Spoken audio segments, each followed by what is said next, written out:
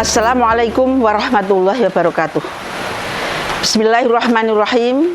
Alhamdulillahirabbil alamin. Alhamdulillahilladzi anzalas sakinata fi qulubil mu'minin liyazdadu imanan ma'a imanihim. Asyhadu an la ilaha illallah wahdahu la syarikalah wa asyhadu anna Muhammadan abduhu wa rasuluh. Allahumma sholli ala Muhammad wa ala ali Muhammad innaka Hamidum Majid. Bapak Ibu beserta para pemirsa kajianmu, peserta kajianmu yang semuanya dirahmati oleh Allah Subhanahu wa taala. Terlebih dahulu marilah kita bersama-sama bersyukur kehadirat Allah Subhanahu wa taala yang telah memberikan kesempatan kepada kita, memberikan usia yang panjang kepada kita, usia yang berkah sampai hari ini.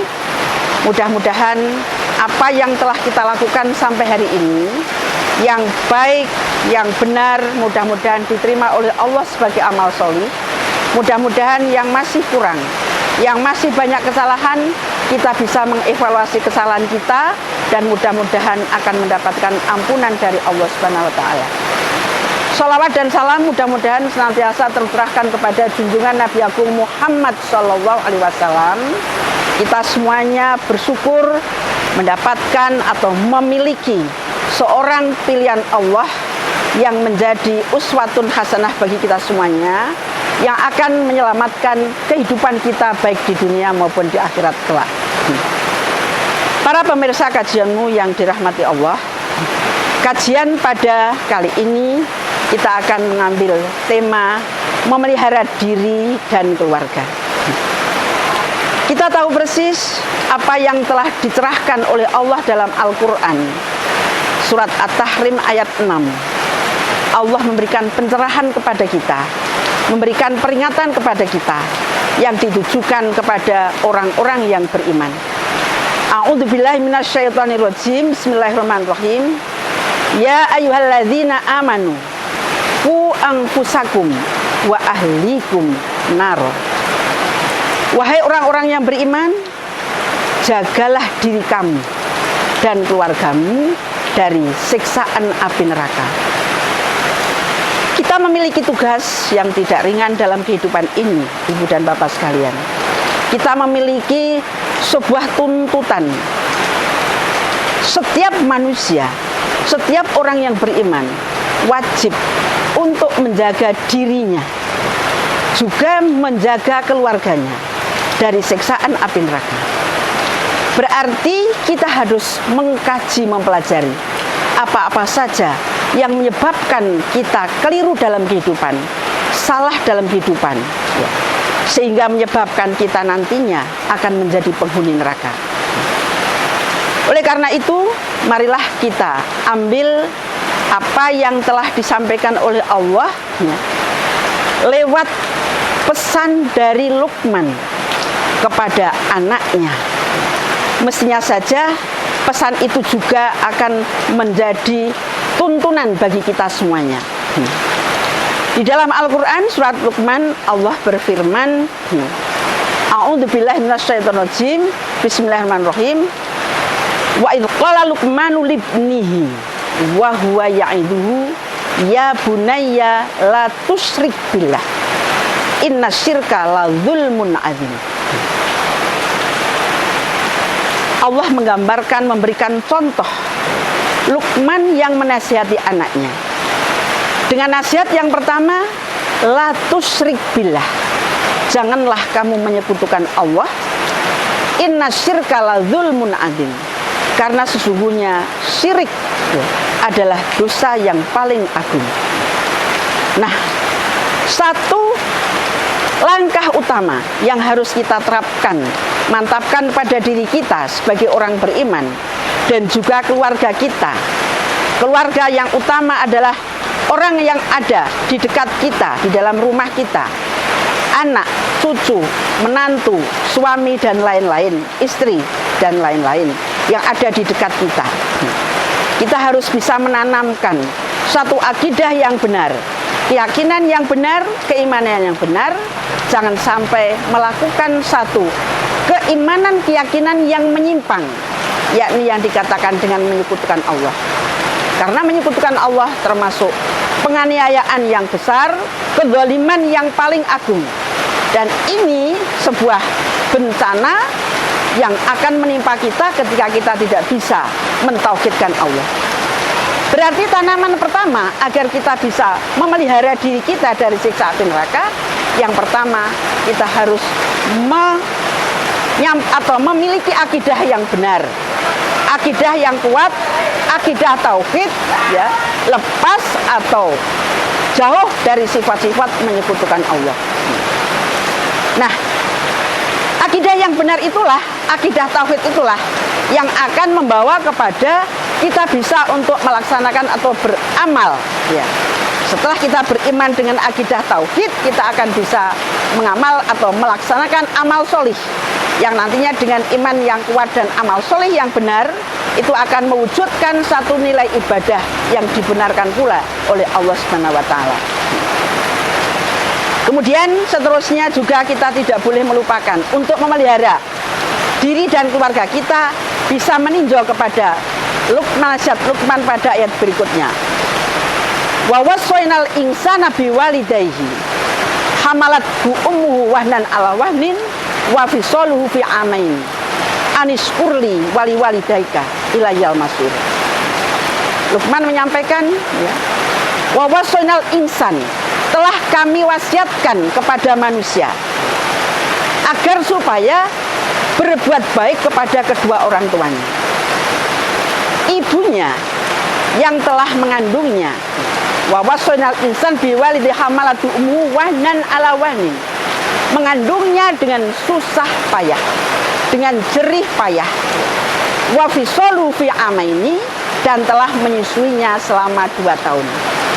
Maka Allah menyampaikan dalam ayat itu, anishkurli wali walidaika, bersyukurlah kepadaku, bersyukurlah kepada Allah dan kepada kedua orang tuamu. Nah, ini merupakan langkah juga yang harus kita terapkan ketika kita akan memelihara diri kita dari siksa api neraka. Berarti kita sebagai seorang yang juga memiliki orang tua harus berbakti kepada keduanya. Anak kita juga harus kita didik, harus kita latih supaya bisa berbakti kepada orang tuanya. Sampaikanlah kepada mereka betapa jerih payah bundanya yang mengandung, ibunya yang mengandung, uminya yang mengandung dengan susah payah, ibunya yang telah mengandung, melahirkan, menyusui, memelihara dan seterusnya sampai anaknya dewasa. Di samping itu dari ibulah anak-anak nanti akan menerima satu pendidikan yang akan mampu untuk mengisi diri mereka dalam kehidupan, utamanya adalah pendidikan agama. Maka seorang ibu adalah menjadi madrasah yang pertama dalam keluarga. Sebagai seorang guru, seorang ustadz, seorang ustadzah dalam madrasahnya, mestinya dia juga harus mengisi dirinya, memiliki kemampuan, memiliki kompetensi dalam mendidik, dan memiliki kompetensi dalam masalah agama. Oleh karena itu, kajian agama bagi seorang ibu menjadi sebuah kewajiban. Mengkaji agama, mempelajari agama, terutama hal-hal yang terkait dengan masalah pendidikan akidah, pendidikan ibadah, dan juga pendidikan akhlak, ya. Pendidikan ibadah yang harus ditanamkan kepada anak-anak kita. Kita tahu persis bahwasanya ketika anak kita berusia 7 tahun, dia harus diajari, disuruh untuk sholat, diajari tentang sholat, diajari tentang ibadah-ibadah yang akan menjadi pembiasaan ketika dia menjadi orang yang sudah dewasa. Mengapa Nabi mengajarkan atau menyampaikan kepada kita untuk mendidik anak-anak kita ketika 7 tahun diberikan pendidikan sholat, ya? Karena anak perempuan usia 9 tahun kalau telah keluar darahnya, darah haidnya, ini sudah menunjukkan anak itu baligh. Anak itu sudah memiliki satu ketentuan syar'i yang harus dilakukan, memiliki buku catatan dan menanggung dosa dan pahala sendiri. Sehingga 7 tahun kalau sudah diajari sholat, maka 9 tahun dia baligh, sudah bisa untuk melaksanakan ibadah sholat yang menjadi satu pokok penting dalam agama kita. Ya, dikatakan sholat menjadi satu tiang, satu penopang dalam agama kita. Di samping penopang, sebagaimana kata Nabi, as-sholatu imaduddin, sholat sebagai tiang agama, juga sebagai fondasinya. Ibarat bangunan sebagai sebuah fondasi atau tiang. Kalau tiang dan fondasinya kuat, maka bangunan itu akan menjadi kuat. Islam sebagai sebuah bangunan, ketika sholat itu sudah bisa dikuatkan dalam diri seseorang, diri anak, ya, maka bangunan Islam yang ada pada diri kita, diri anak kita, diri keluarga kita itu akan menjadi kuat. Itulah sebabnya maka Nabi mengatakan bahwasanya yang membedakan antara aku dengan mereka, kata Nabi, maksudnya aku dengan orang yang kafir, itu adalah sholatnya. Kalau dia sholat berarti dia adalah mukmin, tapi waman tarokaha, kata Nabi, fakot kafaro. Jika dia meninggalkan sholat berarti dia sudah kafir, ya.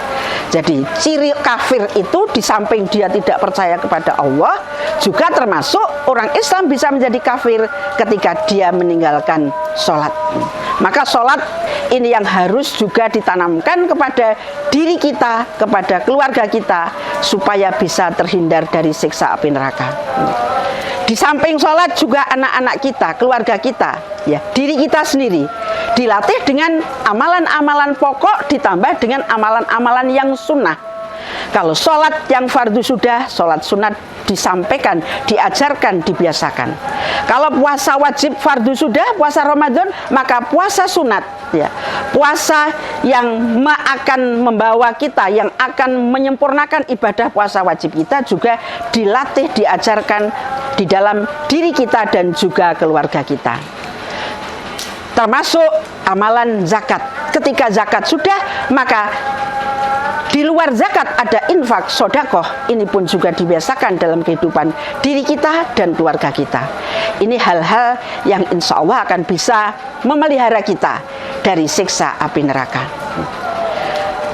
Kebiasaan yang sudah kita lakukan, Ibu dan Bapak, para pemirsa, ini tidak hanya kita saja yang sudah melakukan, yang harus melakukan. Tapi kita bisa menengok, kalau kita sudah mau mengkaji, apakah anak keluarga kita sudah mau mengkaji tentang ad-dinul Islam atau belum. Kalau kita sudah terbiasa sholat sunat, misalnya sholat di luar sholat fardu itu, ada sholat sunat rawatib, ada sholat sunat duha, ada sholat sunat tahajud, ya. Apakah anak-anak kita, keluarga kita juga sudah dibiasakan untuk melakukan itu atau belum? Nah, ini yang perlu. Kadang-kadang kita lupa ketika diri kita sudah melakukannya, sudah membiasakannya, anak-anak kita belum, keluarga kita belum, tetangga kita belum, kita tidak mau untuk mengajak mereka. Padahal kita tetap memiliki satu tugas kewajiban sebagaimana yang disampaikan di dalam Al-Quran tadi, bahwasanya kita disuruh menjaga diri kita, menjaga keluarga kita dari siksa api neraka. Nah, Ibu dan Bapak sekalian, ya, ayat-ayat berikutnya di dalam surat Luqman itu banyak yang memberikan satu contoh kepada kita bagaimana kita akan bisa menjadi seorang mukmin yang mempunyai keimanan yang benar, ibadah yang benar, dan akhlak atau karakter yang mulia, ya. Pada hakikatnya semua ibadah, esensi daripada ibadah dan akidah itu akan menimbulkan satu amal solih, akan membawa kepada kita menampilkan, mempunyai penampilan akhlak yang mulia, ya. Sehingga tugas kita yang berat ini akan bisa terwujud di dalam keluarga kita. Bagaimana sikap anak-anak kita, keluarga kita kepada orang tua, kepada sesama temannya, kepada di dalam masyarakat juga dia bisa bergaul sesuai dengan tuntunan ajaran Islam yang sudah dicanangkan di dalam Al-Quran dan Sunnah. Ini tidak mudah kita mempelajarinya, tidak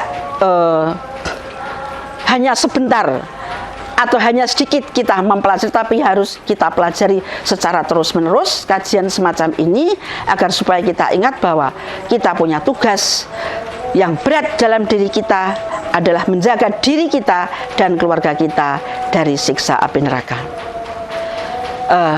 Demikian saya kira apa yang kita sampaikan dalam kajianmu dalam yang singkat ini, mudah-mudahan akan bisa bermanfaat terutama bagi diri saya ya, yang harus bisa menjaga diri kita agar bisa selamat dari siksa api neraka, dan surga adalah menjadi harapan kita, tempat yang akan kita tuju ya, tempat yang nantinya akan kita harapkan melalui beberapa amal solih yang banyak sekali dicerahkan oleh Al-Quran ya, yang harus kita kaji dan kita pelajari sehingga kita bisa untuk mengamalkan selanjutnya. Mudah-mudahan Allah selalu memberikan kekuatan iman dalam diri kita, istiqomah dalam menuntut dan meniti ajaran Allah dan Rasulnya untuk kehidupan ini, sehingga kita bisa mustaqim di jalan Allah. Mohon maaf apabila banyak kekhilafan dalam kajian atau dalam uraian yang sangat singkat ini. Nasrun minallah fatun qorib wa basyiril mu'minin. Assalamualaikum warahmatullahi wabarakatuh.